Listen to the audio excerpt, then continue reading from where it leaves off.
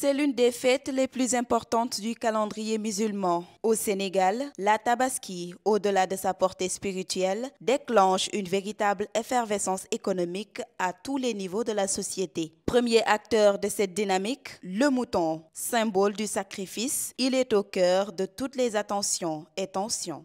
En tant que musulmans, nous souhaitons que les ménages sénégalais passent une excellente fête de Tabaski, que chacun ait son mouton de Tabaski. Mais depuis une semaine qu'on est installé ici à Rufisque, on ne voit personne venir marchander nos moutons. Nous connaissons tous la rengaine, que les temps sont durs, que l'argent ne circule plus dans le pays. Mais on espère que les choses iront beaucoup mieux car le Sénégalais est quelqu'un qui est prêt à tout pour dégoter son mouton. Dans les marchés, les étals sont bien achalandés en condiments, oignons, pommes de terre, riz. De quoi permettre aux familles de préparer les repas de fête avec faste. Seulement au marché Tilène, comme à Castor et Thiaroye, la plupart des commerçants disent être affectés par la conjoncture économique difficile que traverse le pays.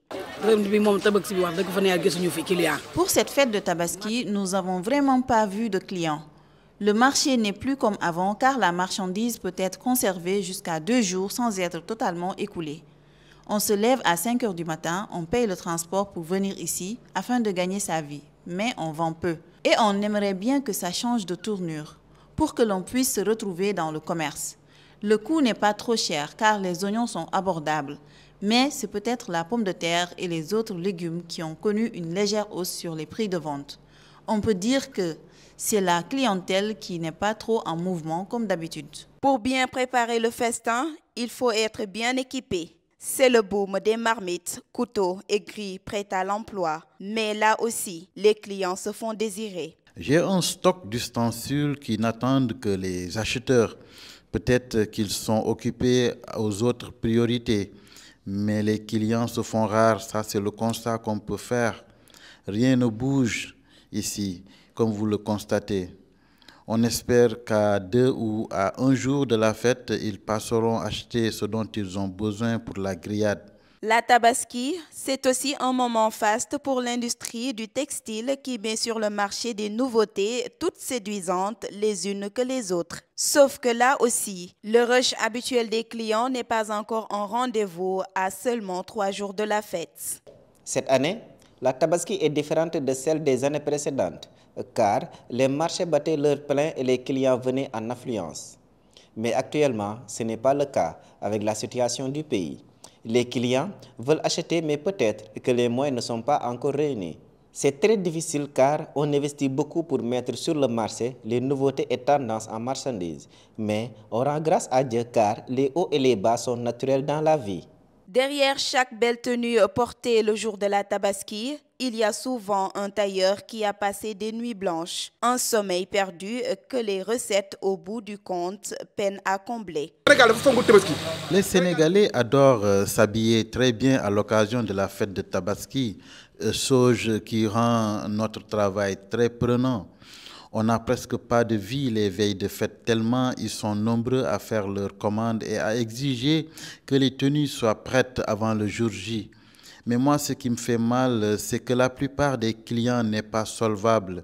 Ils ne payent pas tout l'argent qu'il reste vous devoir. Pourtant, on passe des nuits blanches, on est dans une position assise, on est devenu sujet à risque de faire l'hémorroïde. Oui, dans leur prévision des dépenses, les clients ont tendance à négliger les tailleurs. À la fin de l'événement, rares sont les tailleurs qui s'en sortent. Et cette année, c'est encore pire. Pas de Tabaski sans élégance. Dans les marchés, les babouches et autres modèles de chaussures en cuir ornent les rayons des magasins et ateliers de fabrication locale. Mais la morosité économique est aussi durement ressentie par les cordonniers. Nous travaillons dans ce secteur depuis longtemps et nous pensons que cette année, le changement est visible partout. Comme vous le voyez, dans les ateliers, rien ne bouge par rapport aux fêtes précédentes où les clients avaient du mal à trouver une paire de chaussures en ce moment tellement on écoulait tout et rapidement. Nous fabriquons des chaussures locales à base de matières très chères venant de la Chine, Italie, etc. Et c'est rare de voir ces matières utilisées ici. Tout est disponible en ce moment. Nous n'attendons que les clients. Après le sacrifice, la peau du mouton est souvent négligée. Pourtant, elle peut rapporter gros pour l'artisan local.